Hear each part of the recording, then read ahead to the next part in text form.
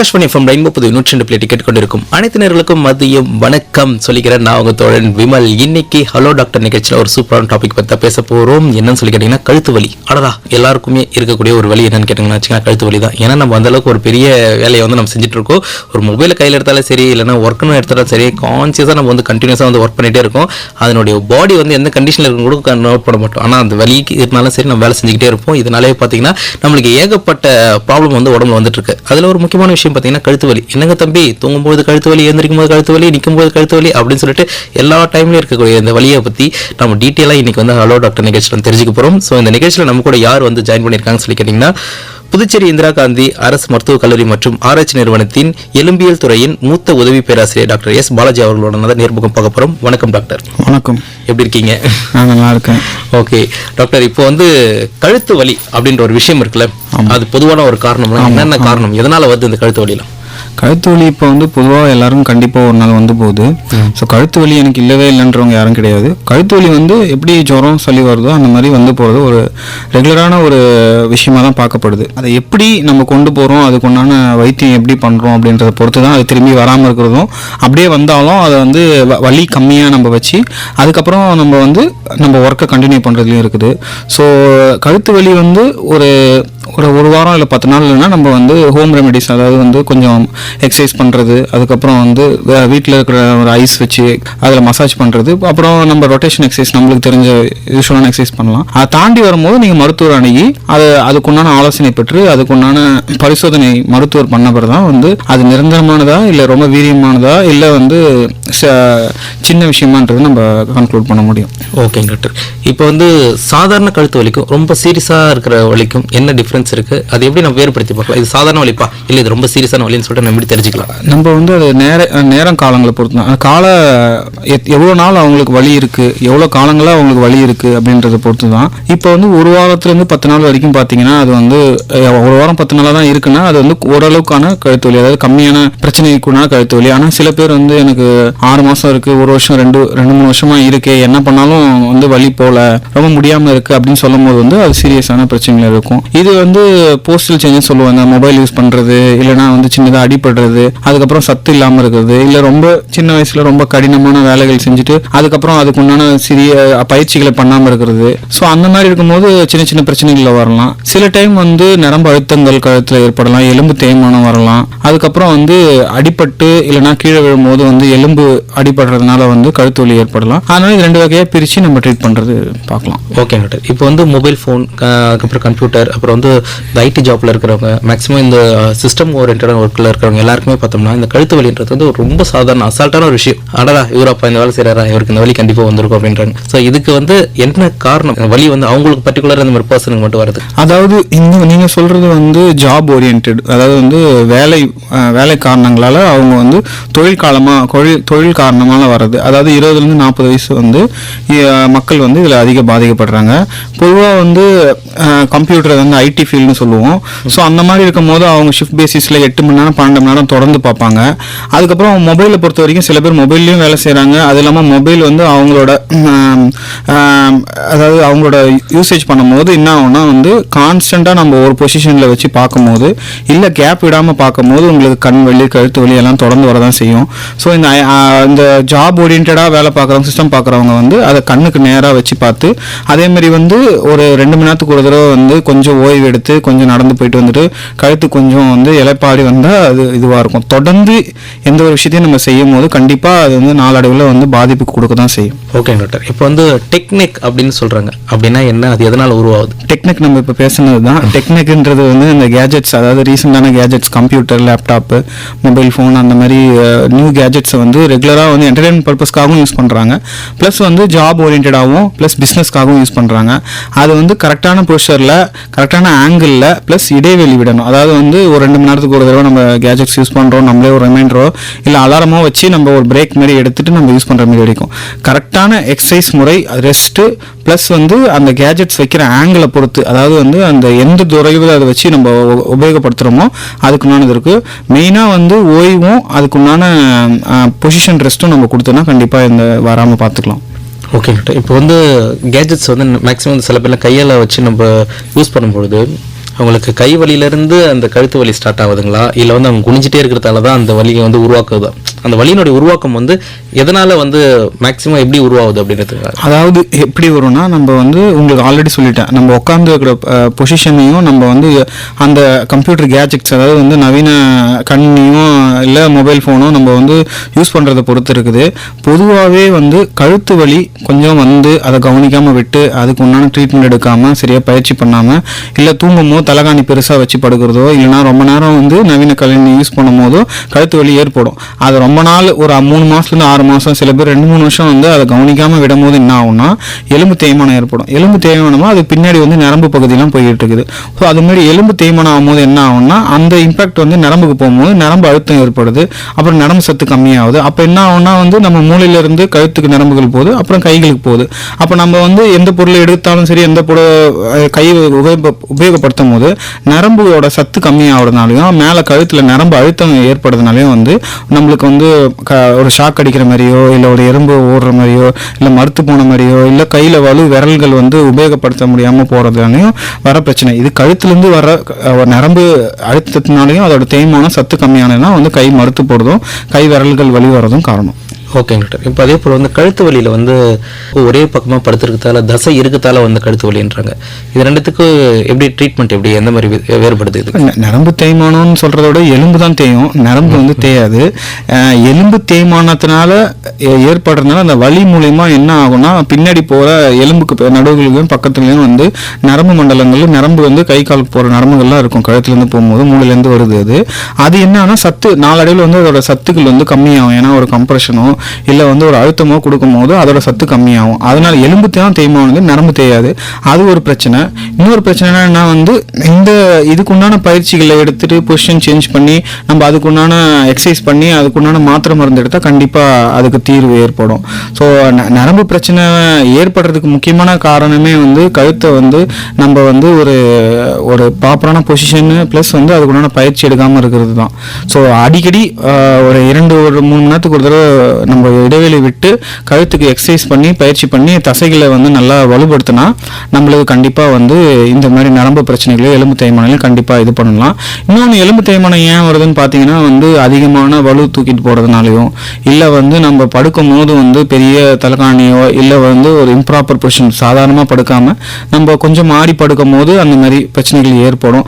அதுக்கப்புறம் சிலர் வந்து அவங்களோட ஜாப், அதாவது வந்து அவங்களோட வருமானத்துக்காக சில வேலைகள் கடினமான வெயிட் தூக்கி வேலைக்கு பண்ணும்போது கழுத்து கொஞ்சம் ஸ்ட்ரெயின் ஆக வாய்ப்பு இருக்குது. அந்த மாதிரி அதிகமான வேலை செய்யும்போது ஒரு 10-15 வருஷத்துல என்ன ஆகும்னா வயசாகும் போது எலும்புகள் வந்து வலுவிழந்து அந்த இம்பாக்ட் வந்து கொஞ்சம் பார்க்க தான் பண்ணுறோம். பட் ஆனால் அது வந்து கண்டிப்பாக நம்ம அதுக்குண்டான ட்ரீட்மெண்ட்டும் அதுக்குண்டான எக்ஸசைஸ் பயிற்சி பண்ணி சத்து மாத்திரைகள் எடுத்தால் கண்டிப்பாக அந்த வலியை கம்மி பண்ணலாம்.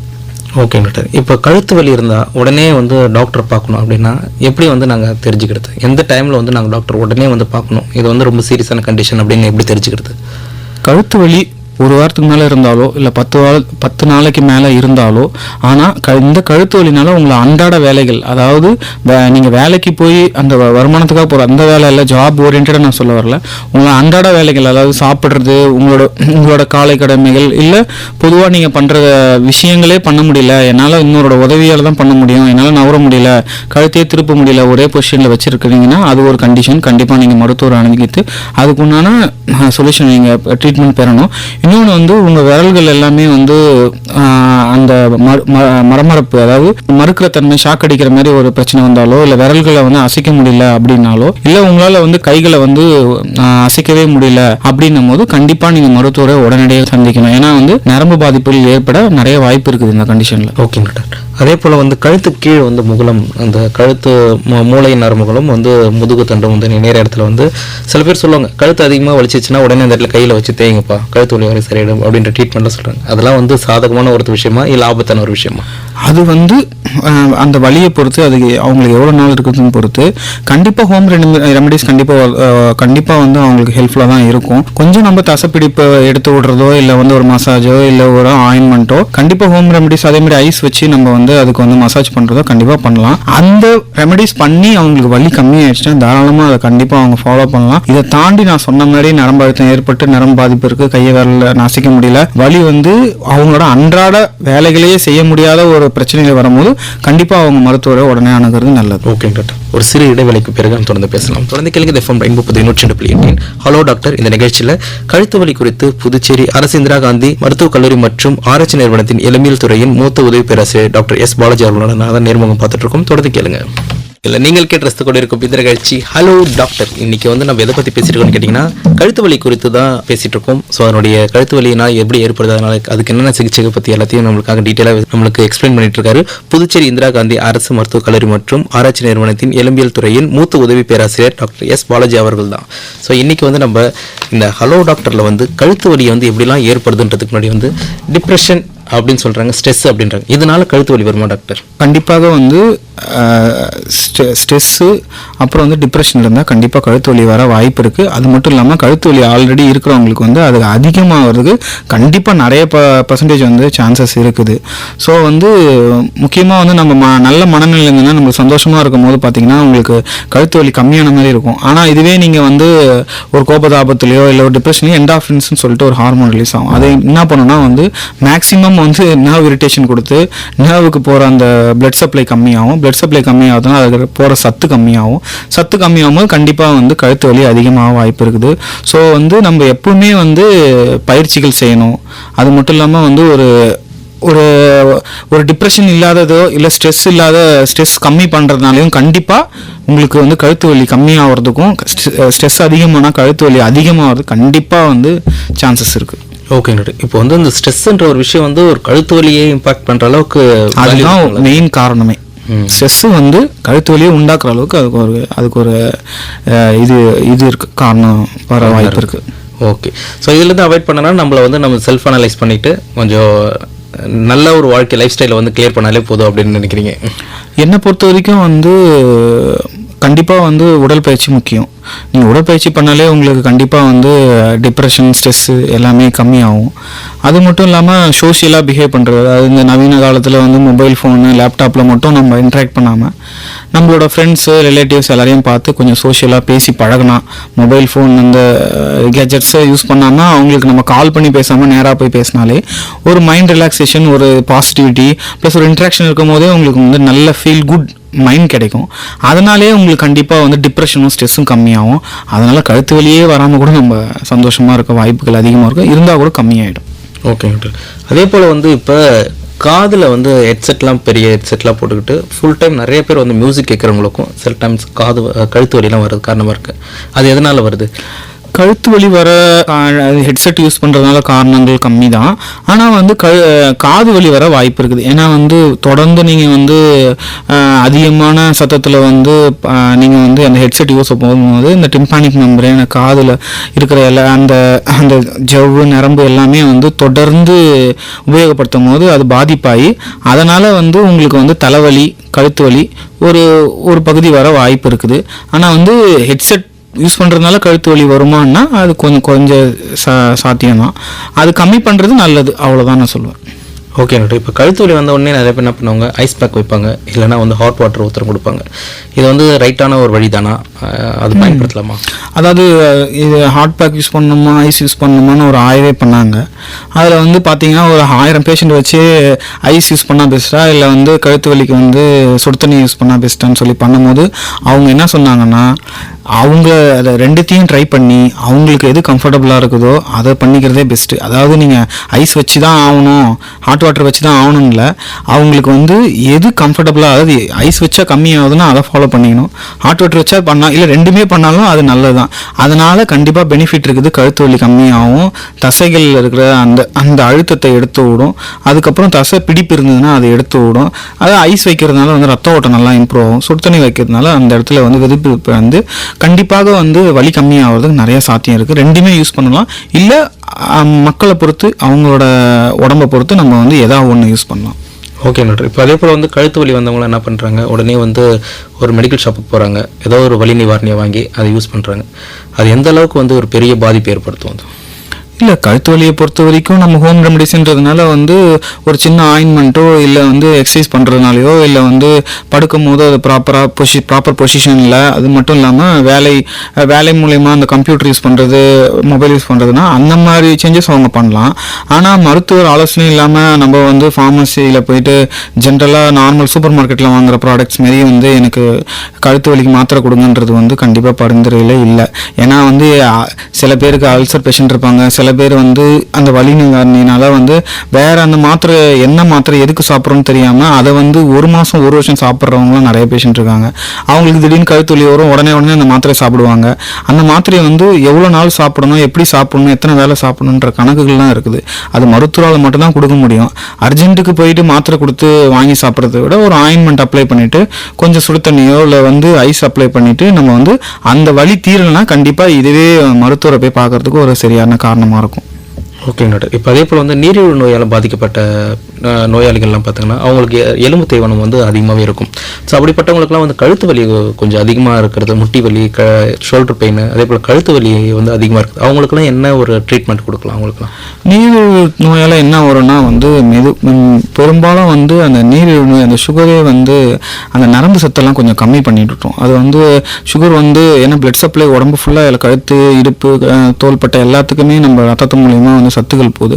அப்படி இருக்கும்போது அந்த சுகர் என்ன பண்ணணும்னா வந்து அந்த நரம்பு பகுதியில் போய் ஒரு இன்ஃப்ளமேஷன், அதாவது ஒரு அழுத்தத்தை ஏற்படுத்தி அங்கே இருக்கிற சத்துக்களை வந்து சேர விடாமலும் இல்லை இருக்கிற சத்தை வந்து சீக்கிரமாக அது வந்து எடுத்து விடுறதுக்கு நிறைய வாய்ப்புகள் இருக்குது.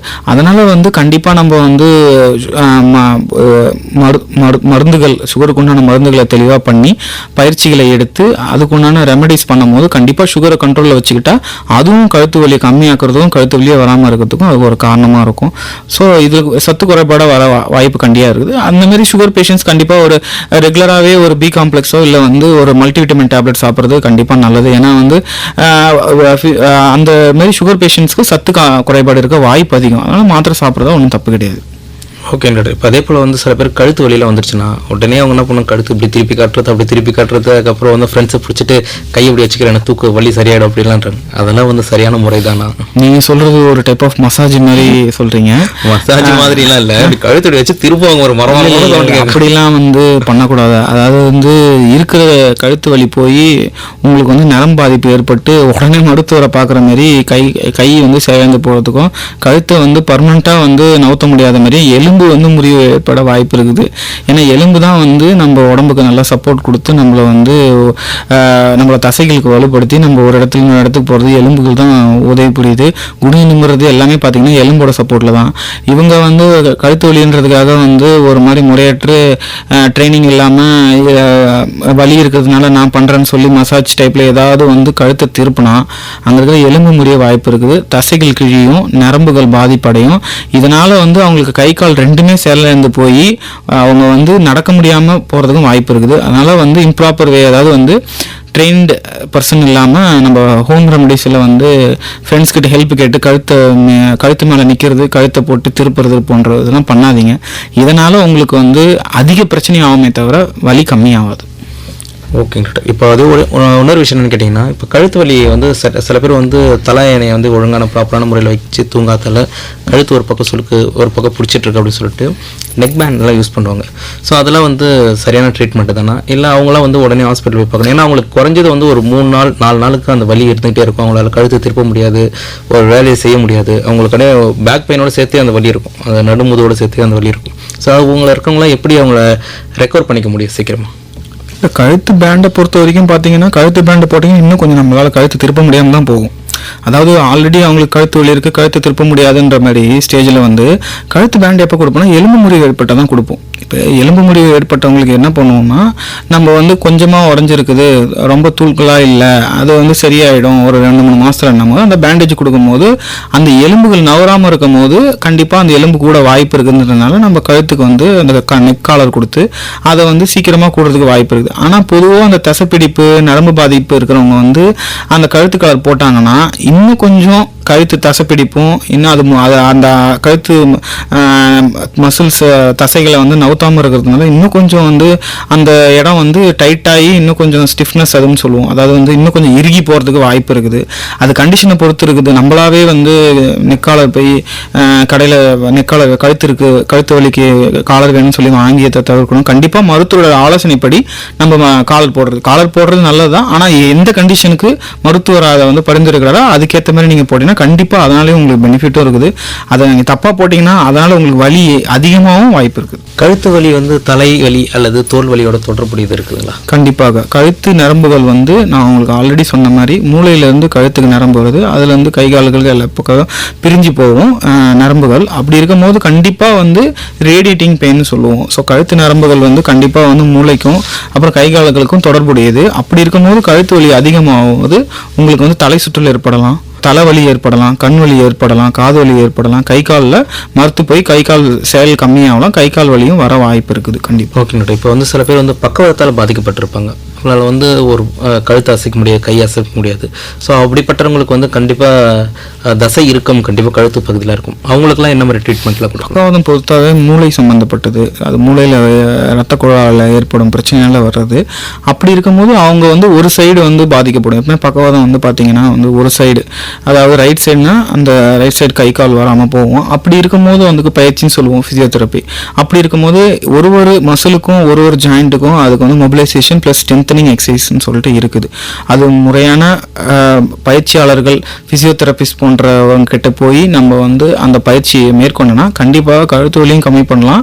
அந்த ஜாயிண்ட் ஸ்டிஃப்னஸ் மற்றும் அந்த மசில் அதாவது தசை வந்து செயல் இழந்திருந்ததுன்னா அதுக்கு பயிற்சி ஊட்டி கண்டிப்பாக ரத்த ஓட்டம் பெருசாக்கி அதுக்குண்டான சப்போர்ட் பண்ணினா கண்டிப்பாக வந்து பக்கவாதம் வந்தவங்களும் வந்து மற்ற ஒரு உதவி இல்லாமல் ஒரு இடம் இன்னொரு இடம் போகிறதுக்கு வாய்ப்புகள் அதிகம். Okay doctor. இப்போ வந்து செர்விக்கல் ஸ்பாட்னிலோசிஸ் அப்படின்னா என்ன டாக்டர்?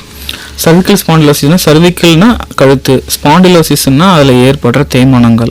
ஸோ வந்து ஸ்பாண்டிலோசிஸ் வந்து எல்லா வயதினருக்கும் வர்றதை விட கொஞ்சம் வயது அதிகமாக மூத்த குடிமக்களுக்கு அதிகமாக வரும். அதில் வந்து பார்த்திங்கன்னா 60 வயசுக்கு மேலே. அதில் வந்து கொஞ்சம் யங் ஏஜில் வருதுன்னா அதுக்கு காரணம் வந்து ஸ்ட்ரெஸ்ஸு, அப்புறம் அதிக வேலை சுமை, அதுக்கப்புறம் வந்து நான் சொன்ன மாதிரி உங்களுக்கு வந்து சிஸ்டம் இம்ப்ராப்பர் பொசிஷனில் இருந்து இதை கிரானிக்காக அப்படின்னா வந்து வருஷக்கணக்காக கவனிக்காமல் விட்டுட்டாங்கன்னா உங்களுக்கு ஏர்லியாகவே சீக்கிரமாகவே 30 வயசுல 40 வயசுல வந்து சர்விக்கல் ஸ்பாண்டிலோசிஸ் வர வாய்ப்பு இருக்குது. சர்விக்கல் ஸ்பாண்டிலோசிஸ் வந்து எலும்பு தேய்மானம், அதை தொடர்ந்து நரம்புகள் வந்து அழுத்தமாகி அதோட சத்துக்கள் கம்மியாகி உங்களுக்கு வந்து அந்த நரம்புகள் போதும் பாதைகள் வந்து கண்டிப்பாக வந்து வலு கம்மியாகிறதுனால வந்து கை மூமெண்ட்ஸ்லாம் கம்மியாகும். இதுக்கு வந்து வயதானவர்களுக்கு வந்து நம்ம வந்து கண்டிப்பாக வந்து எலும்பு பலப்படுத்தணும், அப்புறம் நரம்பு சத்து மாத்திரைகள் கொடுக்கணும். பயிற்சி பண்ணி அவங்களை மோட்டிவேட் பண்ணி ஒரு பாசிட்டிவிட்டி உண்டாக்கி அவங்களுக்கு பயிற்சி சொல்லி கொடுத்து அவங்க தினமும் வந்து பயிற்சி பண்ணுற மாதிரி இருந்ததுன்னா கண்டிப்பாக அந்த சர்விக்கல் ஸ்பாண்டிலோசிஸ்லேருந்து நம்ம வந்து வலியை கம்மிப்படுத்தி அதை வராமையும் பார்த்துக்கலாம். Okay doctor. சிறு விடைகளுக்கு பிறகு தொடர்ந்து பேசலாம். தொடர்ந்து கேளுங்க FM rainbow 102.8 hello doctor. Welcome back to the show. நீங்கள் கேட்டு கொண்டிருக்கும் இந்த நிகழ்ச்சி ஹலோ டாக்டர் நிகழ்ச்சியில் கழுத்து வலி குறித்து தான் நம்ம பேசிட்டு இருக்கோம். புதுச்சேரி இந்திரா காந்தி அரசு மருத்துவக் கல்லூரி மற்றும் ஆராய்ச்சி நிறுவனத்தின் எலும்பியல் துறையின் மூத்த உதவி பேராசிரியர் டாக்டர் எஸ் பாலாஜி அவர்களோட தான் நேர்முகம் பார்த்துட்டு இருக்கோம். டாக்டர், இப்போ வந்து குழந்தைங்களுக்கு வந்து கழுத்து வலி வந்துச்சுன்னா எப்படி நம்ம தெரிஞ்சுக்கிறதுக்கு, குழந்தைங்களுக்கு வந்து கழுத்து வலி வரும்போது அதுக்கான சிகிச்சை முறைகள் என்னென்ன? கண்டிப்பாக குழந்தைகள் போது வந்து அதாவது 1 வருஷத்துக்கு இருக்கிற குழந்தைகள், அதுக்கப்புறம் 1 வருஷம் இல்லை 2 வருஷத்துக்கு மேற்பட்ட குழந்தைகள்னு பிரிச்சுக்கலாம். ஏன்னா 1 வருஷத்துக்கு கம்மியாக இருக்கிற குழந்தைகள் வந்து தாய்மார்கள் தான் பார்த்து வந்து அவங்களுக்கு கழுத்தில் ஒரு பிரச்சனை இருக்குன்னு சொல்லி நம்ம கிட்ட சொல்லி தான் இன்ஃபார்மெண்ட்னு சொல்லுவோம். ஸோ தாயில தந்தை பார்த்துட்டு சொல்கிற மாதிரி இருக்கும். ஏன்னா அந்த குழந்தைகள் வந்து கண்டிப்பாக வந்து கம்யூனிகேஷன், அதாவது வந்து 1 வருஷத்துக்கு அவங்க பேசுறதுக்கு ஒன்றானது 1-2 வார்த்தை பேசும்போது வந்து வலினால வந்து அவங்க அழறது வந்து பெருசாக தெரியாது. இதுவே வந்து அவங்க அம்மா வந்து பார்த்து நம்மளுக்கு இன்ஃபார்ம் பண்ணாங்கன்னா அதுக்கு வந்து கண்டிப்பாக வந்து ஒரு பொசிஷன் சேஞ்ச் தான் கண்டிப்பாக ஒரு காரணமாக இருக்கும். ஸோ அவங்களுக்கு வந்து சில சிரப்ஸ் கொடுத்துட்டு ஐஸ் ஒத்தரம் இல்லை சுடு தண்ணி ஒத்தரம் கொடுத்தாலே கண்டிப்பாக இருக்கும். மெயினாக அவங்களோட பிரச்சனைகளே வந்து அவங்க கழுத்து நிற்காதனால வந்து அதை கொஞ்சம் ப்ராப்பராக ஹேண்டில் பண்ணி கழுத்தை வந்து நம்ம நேர்படுத்தி யூஸ் பண்ணாலே போதும். அது அம்மாங்களுக்கு சில ட்ரைனிங் கொடுத்துட்டு அவங்களுக்கு சிரப் கொடுத்தா போதும். அப்புறம் கொஞ்சம் பெரிய குழந்தைங்க பார்க்கும்போது கண்டிப்பாக கண்டிப்பாக வந்து எந்த குழந்தையாக இருந்தாலும் வலி வந்து அவங்க பேரண்ட்ஸ் கிட்டேயும் ரிலேட்டிவ்ஸ் கிட்டேயும் கண்டிப்பாக கழுத்து வலிக்குது அப்படின்னு சொல்ல வாய்ப்பு இருக்குது. ஸோ கொஞ்சம் அதிகமான எடை, ஸோ ஸ்கூல் பேக்லாம் பார்த்தீங்கன்னா இப்போலாம் கொஞ்சம் வெயிட் கொஞ்சம் அதிகமாகவே இருக்குது. அந்த மாதிரி இருக்கும் போது பார்த்தா அதை வந்து 2 பேக்காக டிவைட் பண்ணியோ இல்லை வந்து ஃபோர்நூன் ஆஃப்டர்நூன் செஷனில் வந்து பேரண்ட்ஸ் போயிட்டு அந்த புக்ஸை மாற்றி கொடுத்தாலோ இல்லை வந்து அங்கே ஸ்கூலில் வந்து லாக்கர் ஃபெசிலிட்டி இருந்து அதுக்குண்டான தேவையான புக்கை மட்டும் ஹோம் ஒர்க் பண்ணுறதுக்கு எடுத்துகிட்டு போனாலோ ஸ்கூல்லேயும் கொஞ்சம் சப்போர்ட் பண்ணுறது, சின்ன பசங்களுக்கு வந்து அந்த வலுவை குறைக்கிறதுக்கு கம்மியாக இருக்கும். பெரிய பசங்களுக்கு விளையாடும் போது அடிப்படலாம், இல்லைனா வந்து இந்த மாதிரி கொஞ்சம் வலு தூக்கும் போதோ இல்லை கீழே விழுந்தாலும் அந்த பிரச்சனைகள் வரலாம். இன்னொன்று காமனாக நான் சொன்ன மாதிரி பொசிஷன், அதாவது தூங்கும் போது உறங்கும் போது வந்து ப்ராப்பராக இல்லாமல் பெரிய தலகாணி வச்சு, இல்லை மொபைல் ஃபோன் இப்போ வந்து குழந்தைகள்கிட்டையும் அதிகமாக நம்ம காணப்படுது. ஸோ மொபைல் ஃபோன் வந்து பார்த்துட்டு தூங்குறது இல்லை பார்த்துட்டு யூஸ் பண்ணும்போது ஸோ இந்த போஸ்டல் கரெக்ஷன், அதாவது வந்து அந்த வச்சு யூஸ் பண்ணுற அந்த ஆங்கிள் கரெக்ட் பண்ணி நம்ம கொஞ்சம் எஜுகேட் பண்ணி அவங்கள எக்ஸசைஸ் ட்ரைனிங் கொடுத்தீங்கன்னா சரியாயிடும். அதே போல் வந்து கழுத்து வலின்றது ஒரு சீரியஸான ஒரு பிரச்சனையா, அதை வந்து நம்ம கவனத்தில் எடுத்துக்கொண்டே ஒரு விஷயம் தானா, இல்லை இக்னோர் பண்ணிட்டு போயிடலாமா, அதான் அப்புறமேட்டு சரியாயிடும் அப்படின்ட்டு இக்னோர் பண்ணிட்டு போகிற விஷயமா, அது எந்த அளவுக்கு நம்ம சீரியஸாக எடுத்துக்கணும்? கழுத்து வலியை பொறுத்த வரைக்கும் முன்னாலே நான் சொன்ன மாதிரி ஜுரம் சளி மாதிரி கழுத்து வலி எல்லாருக்கும் ஒரு நாள் வரதான் செய்யும். அதே மாதிரி வந்த மாதிரி அதுவும் வந்து இப்போ ஜுரம் வந்தவங்களுக்கு வந்து நான் மாத்திரை சாப்பிட்டேன் இனிமேல் ஜுரமே வராதா எனக்கு அப்படின்ற கேள்வி தான் இது.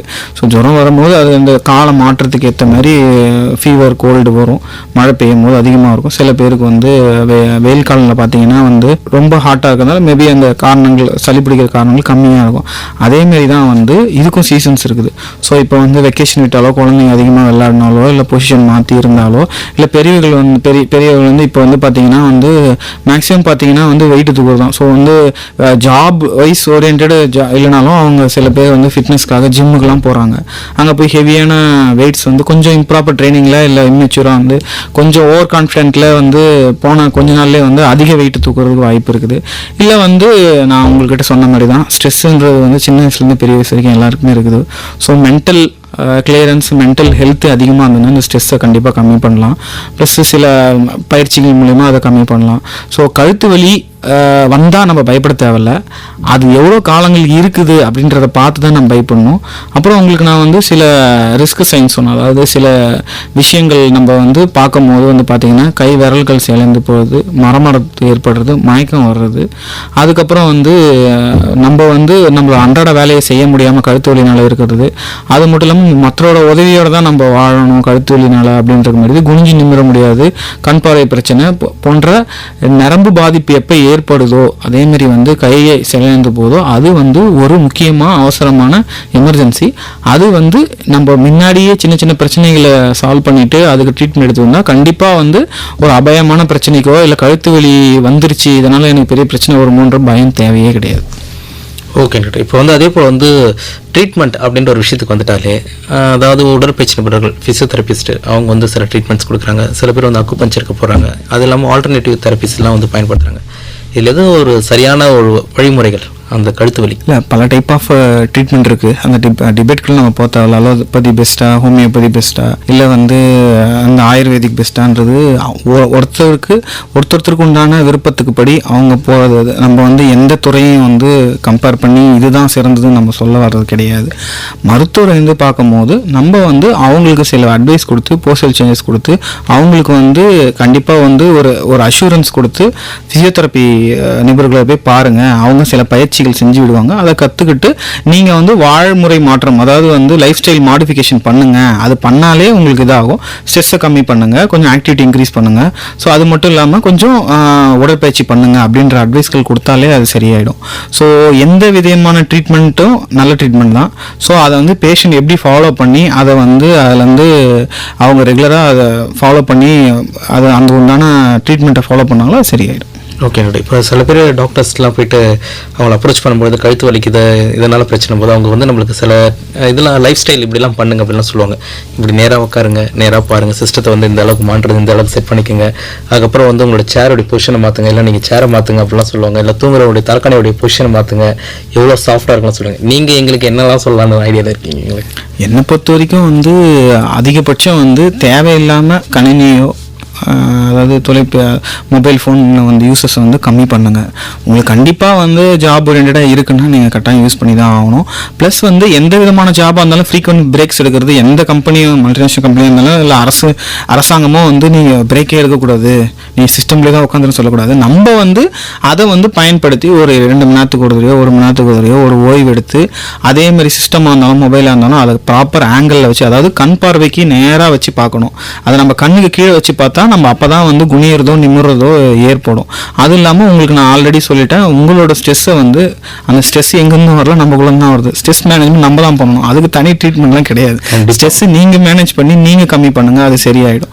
அப்புறம் மற்ற இந்த கோமாபிட்டிஸ் சொல்லுவோம், அதாவது வந்து சுகர், பிபி, தைராய்டு போன்றது, அந்த மாதிரி சிஸ்டமிக் இல்னஸ், அதாவது மற்ற பிரச்சனைகளையும் நீங்கள் கண்ட்ரோலுக்குள்ளே வச்சிருந்து சரியான உடற்பயிற்சி பண்ணீங்கன்னா கண்டிப்பாக வந்து இதுக்கு ஒரு மாற்றம் இருக்குது. அதேமாதிரி வந்து கழுத்து வலி வந்துச்சுன்னா அது பெரிய விஷயம் கிடையாது. எல்லாருக்கும் கழுத்து வலி ஜுரம் மாதிரி வரதான் செய்யும். அதுக்கு ஹோம் ரெமெடிஸ் கொஞ்சம் அதாவது வந்து கொஞ்சம் எக்ஸசைஸ் பண்ணிவிட்டு தலைகாணி வந்து நீங்கள் ஒரு கொஞ்சம் மெலிசாக வச்சுக்கணும், ரொம்ப திக்காக வச்சுக்கூடாது. அப்புறம் படுத்துக்கிட்டே மொபைல் பார்க்குறது, அப்புறம் வந்து ஒரு மாதிரி இம்ப்ராப்பர் பொசிஷனில் படுத்துட்டு நம்ம வேறு ஏதாவது ஒர்க் பண்ணுறது இல்லாமல் ப்ராப்பரான ஒரு ஃபாலோ அப் இருக்கணும். ப்ளஸ் வந்து கழுத்து வலி வந்தால் மருத்துவர் உங்களை திருப்பி வந்து பார்க்க சொன்னாங்கன்னா, ஒரு தடவை வந்து கழுத்து வலி சரியாயிடுச்சுன்னா நீங்கள் போயிடக்கூடாது. அவர் ஒரு வாரம் பயிற்சி சொல்லலாம், 2 வாரம் பயிற்சி பண்ணுறாங்கன்னா அதை பண்ணிட்டு வந்து இது ஒரு கழுத்து வலி கம்மியாயிடுச்சு, நான் பயிற்சி நிறுத்திடலாமா, மாத்திரை நிறுத்திடலாமான்றோம். அதேமாதிரி நிறைய பேர் என்ன பண்ணுவாங்கன்னா, ஆஃப் கவுண்டரில் போயிட்டு ஃபார்மசியில் எனக்கு கழுத்து வலி இருக்குங்க, மாத்திரை கொடுங்க, சரியான போதும்னு சொல்லி அந்த மாத்திரை 1 வருஷம் 6 மாதம் தொடர்ந்து சாப்பிட்டு அதனால அவங்களுக்கு நிறைய பக்கம் வந்த பேஷண்ட்ஸையும் நான் பார்த்துருக்கேன். அதனால் வந்து கண்டிப்பாக உங்களால் பொறுத்துக்க முடிகிற அளவுக்கு இருந்துட்டு, உங்களால் முடியாதப்ப கண்டிப்பாக மருத்துவரை அணுகி நீங்கள் வந்து அவரோட ஆலோசனை பெற்று கழுத்து வலியை கண்டிப்பாக குணப்படுத்தலாம். Okay doctor. அதே போல் வந்து வயது முதிர்ந்தவர்களுக்கு வந்து எலும்பு பிரச்சனை வந்து கண்டிப்பாக இருக்கும், தேய்மான பிரச்சனைகள் வந்து அவங்களுக்கு முதிர்வு காரணமாக ஏற்படுது. அப்படி இருக்கும்பொழுது அவங்களுக்கு ஏற்படக்கூடிய கழுத்து வலியை எப்படி வந்து சரி செய்யறதுக்கு உதவலாம் நம்ம? ஏன்னா அவங்களுக்கு வந்து ரொம்ப ஹார்டாகவும் நம்ம கொடுக்க முடியாது, மசாஜஸும் வந்து பெருசாக பண்ணி தர முடியாது. ஸோ அப்படி இருக்கும்போது அவங்களுக்கு என்ன மாதிரி ட்ரீட்மெண்ட்ஸ்லாம் பண்ணலாம், இல்லை என்ன மாதிரி எக்ஸசைஸ்லாம் அவங்களுக்கு கொடுக்கலாம்? வயதானவங்களுக்கு கண்டிப்பாக வந்து கழுத்து வலி மற்ற வலிகள் ஏற்பட காரணமே சத்து குறைபாடு தான். ஏன்னா வயதாகும் போது என்ன ஆகும்னா அவங்களோட மூமெண்ட், அதாவது ஒரு இடத்துலேருந்து இன்னொரு இடம் போகிற வந்து மூமெண்ட் கம்மியாகும். மூமெண்ட் கம்மியாகும்னா நம்மளோட தலையிலேருந்து கால் வரைக்கும் போகிற ரத்த ஓட்டங்கள் கம்மியாகும். ரத்த ஓட்டத்தில் தான் வந்து நம்மளுக்கு சத்து வந்து எல்லா கழுத்துக்கு, இடுப்புக்கு, முதுகுக்கு எல்லாத்துக்குமே போகுது. அப்படி இருக்கும் போது அவங்களுக்கு ஸ்பெஷலாக வந்து ஒருத்தர் அக்கம்பெனி பண்ணி கொஞ்சம் மூவ்மெண்ட்டுக்கு ஹெல்ப் பண்ணணும். இது வந்து ஃபிசிக்கல் ஆக்டிவிட்டி. செகண்ட் வந்து என்னென்னா அவங்க வந்து எடுக்கிற உணவு வந்து கண்டிப்பாக கம்மியாயிடும். வயசாக அவங்களோட உணவு வந்து 3 வேளையிலேருந்து 2 வேலையாக ஆகலாம், இல்லை ஒரு வேலையாக கூட ஆகலாம். இல்லை அதையே அவங்க வந்து ஒரு சின்ன போர்ஷன்லேயும் சாப்பிட்லாம், இல்லை சின்னதாக வந்து லிக்விட் ஃபுட்லேயும் அவங்க போயிடலாம். அப்படி பார்க்கும் போதுனா நம்மளுக்கு டெய்லி கிடைக்க வேண்டிய அந்த உணவு தட்டுப்பாடு கம்மி, அதாவது உணவு அந்த கேலரி வந்து கம்மியாயிடும். அப்படி கேலரி கம்மியாகும் போது அதில் இருக்கிற விட்டமின்ஸ், மினரல்ஸ், ப்ரோட்டீன்லாம் கம்மியாகும். ஸோ நம்ம அப்போ அவங்களுக்கு வந்து அதை ரீப்ளேஸ் பண்ணி அதுக்கு உண்டான ஃபுட்டை வந்து ப்ராப்பராக அவங்களுக்கு சாஃப்டாக சீக்கிரம் டைஜஸ்ட் ஆகிற மாதிரி, அப்படி இல்லை சரியாக சாப்பிட முடியாது ரொம்ப 80 வயசுக்கு மேலே இருக்கவங்க அப்படின்னும் போது அவங்களுக்கு வந்து நம்ம கண்டிப்பாக ஹெல்த் சப்ளிமெண்ட்ஸ் கொடுக்கலாம். கால்சியம் மாத்திரைகள் கொடுக்கலாம், இல்லை மல்டி விட்டமின் மாத்திரை கொடுக்கலாம், இல்லை சாப்பிட முடியலையே அவங்களுக்கு ஊசியாக போடலாம், இல்லை அதுவும் முடியலையா அவங்க ரொம்ப படுக்கையாக இருக்கலாம் அவங்களுக்கு குளுக்கோஸ், அதாவது ஐவி ஃப்ளூயிட்ஸ் மூலியமாகவும் சத்து ஊசிகளையும் மாத்திரைகளையும் கொடுத்தா அவங்களுக்கு சரி பண்ணலாம். அவங்கள பொறுத்த வரைக்கும் அவங்கள வந்து ஹைஜீனாகவும் ப்ளஸ் வந்து பாசிட்டிவிட்டியாக அவங்களுக்கு வந்து மூமெண்ட்ஸ் கொடுத்து ப்ளஸ் சப்ளிமெண்ட்ஸ் கொடுத்தாலே அவங்களுக்கு வயசானவங்களும் நம்ம தாராளமாக கழுத்து வலி இருந்தாலுமே அதை கம்மிப்படுத்தி அவங்களே பார்த்துக்கிற மாதிரி கண்டிப்பாக ஒரு வழிவகை செய்யலாம். ஓகே டாக்டர், ஒரு சிறு இடைவெளிக்கு பிறகு தொடர்ந்து பேசலாம். தொடர்ந்து கேளுங்க, இது ஹலோ டாக்டர் நிகழ்ச்சி. Welcome back to the show. நீங்கள் கேட்டு கொண்டிருக்கும் இந்த நிகழ்ச்சி ஹலோ டாக்டர். இந்த நிகழ்ச்சியில் வந்து கழுத்து வலி பற்றி தான் பேசிட்டு இருக்கோம். புதுச்சேரி இந்திரா காந்தி அரசு மருத்துவக் கல்லூரி மற்றும் ஆராய்ச்சி நிறுவனத்தின் எலும்பியல் துறையின் மூத்த உதவி பேராசிரியர் டாக்டர் எஸ் பாலாஜி அவர்கள் தான் நிர்வாகம் கண்டுட்டு இருக்கோம். டாக்டர், இப்போ வந்து அறுவை சிகிச்சை செய்யக்கூடிய நிலைமையெல்லாம் கழுத்து வலி வரவங்களுக்கு எந்த ஸ்டேஜில் வரும்? இதெல்லாம் இது வந்து நம்ம நாள்பட்ட வலி, அதாவது வந்து மருத்துவ ஆலோசனை இல்லாமல் வந்து ட்ரீட்மெண்ட் எடுக்கிறது, அது மட்டும் இல்லாமல் வந்து ரொம்ப நாளைக்கு வந்து அந்த கழுத்து வலியை வளர விடுறது, இது 3 காரணங்கள் வரும். அதுக்கப்புறம் நான் உங்களுக்கு ஆல்ரெடி சொன்ன மாதிரி மருத்துவ ஆலோசனை பெற்றும் வந்து அதை ஃபாலோ பண்ணாமல் இருந்தால் கண்டிப்பாக வரும். இது விபத்தில் வந்து கழுத்து எலும்பு நொறுங்கினாலோ அடிப்பட்டாலோ அது வந்து அந்த எலும்பு போய் நரம்பு பாதிக்கப்படுற வாய்ப்பு இருக்குது. அப்புறம் சத்து மாத்திரைகள் சாப்பிடாம நரம்பு பாதிப்பு மறுத்து போனதை வந்து கண்டுக்காமல் இருந்தாலோ அந்த நிலைமை, ஆப்ரேஷன் பண்ணுற நிலைமை ஏற்படும். இன்னொன்று வந்து சிலருக்கு வந்து கொஞ்சம் வெயிட், அதாவது வந்து கொஞ்சம் வலுவான பொருட்களை தூக்கி பழக்கமாக இருந்தால் அதனால் வந்து நரம்பு அழுத்தம் அது அடைப்பு ஏற்படும் போது கண்டிப்பாக வந்து அந்த நரம்பை வந்து நம்ம திருப்பி ஃப்ரீ பண்ணி விடுறதுக்கு ஆப்ரேஷன் தேவைப்படும். எலும்பு முறிவு ஏற்படும் போது கண்டிப்பாக அதுக்கு ஸ்க்ரூ போல்ட்லாம் போட்டு நம்ம வந்து எலும்பு நேர் செய்யும் போது கண்டிப்பாக ஆப்ரேஷன் செய்யப்படும். ஆப்ரேஷன் செஞ்சாலும் உங்களுக்கு கண்டிப்பாக வலி கம்மியாகவும் வலியும் இல்லாமல் இருக்கிறதுக்கு உண்டான அறுவை சிகிச்சைலாம் உங்களுக்கு நவீன அறுவை சிகிச்சை வந்து ஃபுல்லாக ஓப்பன் பண்ணி அறுவை சிகிச்சை பண்ணாமல் அதுக்கு கீஹோல் சர்ஜரிஸ், அது சின்ன சின்ன தழும்புல ஆப்ரேஷன்கள்லாம் இப்போ நிறைய வந்திருக்குது. ஸோ உங்களுக்கு கண்டிப்பாக வந்து ஆப்ரேஷன் மூலயமா குணமாகும்னா கண்டிப்பாக பண்ணிக்கிறது நல்லது. இதனால உங்களுக்கு வந்து நல்ல வாழ்க்கை வந்து வலி இல்லாமல் கிடைக்கும். என்னன்னா இப்போ வந்து கன்சீவாக இருக்கிற லேடிஸ் பார்த்தீங்கன்னா அவங்களுக்கு எல்லாருக்குமே வந்து கழுத்து வலி பிரச்சனை எல்லாம் ரொம்ப அதிகமாக இருக்கும். அவங்களுக்கு வந்து நம்ம வந்து சாதாரண ஒரு சிகிச்சை வீட்டு முறை சிகிச்சை கொடுத்தா போதுமா, இல்லை அவங்களும் இந்த டாக்டர் வந்து அப்ரோச் பண்ணணும்னு சொல்லுவாங்க? குழந்தை பிறக்கும் காலம், அதாவது வந்து கன்சீவாக இருக்கவங்களுக்கு ஏன் அந்த பொசிஷன் வருதுன்னா, உங்களுக்கு நான் ரொம்ப நேரமாக சொல்லிட்டு வரேன், பொசிஷனை சேஞ்ச் தான். ஏன்னா அவங்க லைஃப்பில் வந்து புதுசாக வந்து குழந்தை வயத்தில் இருக்கும்போது வந்து அவங்களால இந்த பக்கமும் அந்த பக்கமும் வந்து படுக்க முடியாது. அவங்க மருத்துவர்கள், மகப்பேறு மருத்துவர்கள் இந்த பக்கம் படுங்க நல்லது, இல்லை குழந்தை மருத்துவர்கள் வந்து இந்த பக்கம் படுக்கிறது நல்லது, இப்படி எழுந்தது நல்லதுன்னும் போது அவங்க வந்து அந்த குழந்தைக்கு நிறைய இம்பார்ட்டன்ஸ், வளர்கிறதுக்கு இம்பார்ட்டன்ஸ் கொடுக்கும்போது அவங்க இந்த கழுத்தை சரியாக கவனிக்க மாட்டாங்க. அப்படி இருக்கும்போது வந்து அவங்களுக்கு வந்து கொஞ்சம் வலி நிவாரணி மாத்திரைகள் வந்து கொடுக்கறத வந்து தவிர்த்துருவோம். ஏன்னா வந்து சில டைம் வந்து சில சென்சிட்டிவான பேஷண்ட்டுக்கு வந்து வலி நிவாரணி கொடுக்கும்போது அது வந்து ரத்தத்தில் கலந்து குழந்தைக்கு வந்து கொஞ்சம் பாதிப்புகள் ஏற்பட வாய்ப்பு இருக்கிறதுனால அவங்களுக்கு வந்து பயிற்சி முறை, ஃபிசியோதெரப்பி மற்றும் வந்து லோக்கல் அப்ளிகேஷன், லோக்கல் ஆயின்மெண்ட்ஸ் சொல்லுவோம், அந்த இன்ஃப்ளமேஷன் எடுக்கிற மாதிரி, தசைப்பிடிப்பு எடுக்கிற மாதிரி மாத்திரை கொடுப்போம். ரொம்ப லோ டோஸாக வந்து மினிமமாக சைடு எஃபெக்ட் இல்லாத மாத்திரைகள் கொடுப்போம். அவங்களுக்குமே நான் என்ன சொல்கிறேன்னா, அதாவது பொசிஷன் சேஞ்ச், லைஃப் ஸ்டைல் மாடிஃபிகேஷன்லாம் பண்ணாங்கன்னா அவங்களுக்கும் கழுத்து வலி வராமல் போகும், கம்மியாகவும் வாய்ப்பு இருக்குது. Thank you doctor. இவ்வளோ நேரம் பொறுமையாக நிதானமாக எங்களுக்கான விளக்கங்களை கொடுத்ததுக்கு ரொம்ப நன்றி. இனி வந்து கழுத்து வலி வந்துச்சுன்னா என்னென்னலாம் பண்ணலாம் அப்படின்னு சொல்லிட்டு கண்டிப்பாக ஒரு ஐடியா இருந்திருக்கும். நிகழ்ச்சி கேட்ட அனைத்து ரிலசனும் இருக்கும். So thank you so much. எங்களுக்கு வந்து எங்கள் நிலையத்துக்கு வந்து இவ்வளோ விஷயத்தை எங்களுக்கு ஷேர் பண்ணதுக்கு ரொம்ப நன்றி டாக்டர். Thank you so much. வாய்ப்புக்கு நன்றி. மக்கள் பொறுமையாக இருந்து என்னோட அட்வைஸ் கேட்டதுக்கு நன்றி. நான் சொன்ன மாதிரி கண்டிப்பாக ஃபாலோ பண்ணுங்கள். கழுத்து வலி இருந்ததுன்னா கம்மியாகும். இதை கேட்டு நீங்கள் இதுக்கப்புறம் ஃபாலோ பண்ணி இருந்தீங்கன்னா இதுக்கப்புறம் கழுத்து வலியே வராமல் இருக்கிற ஒரு கண்டிஷனும் உங்களுக்கு வர வாய்ப்பு இருக்கு. நன்றி. நன்றி டாக்டர். நேர்களே, இன்று ஹலோ டாக்டர் நிகழ்ச்சியில் கழுத்து வலி குறித்து புதுச்சேரி இந்திரா காந்தி அரசு மருத்துவக் கல்லூரி மற்றும் ஆராய்ச்சி நிறுவனத்தின் எலும்பியல் துறையின் மூத்த உதவி பேராசிரியர் டாக்டர் எஸ் பாலாஜி அவர்களுடன் நேர்முகம் கண்டேன். தொடர்ந்து கேளுங்க. FM ரெயின்போ 102.8 என்றும் உங்கள் மனது.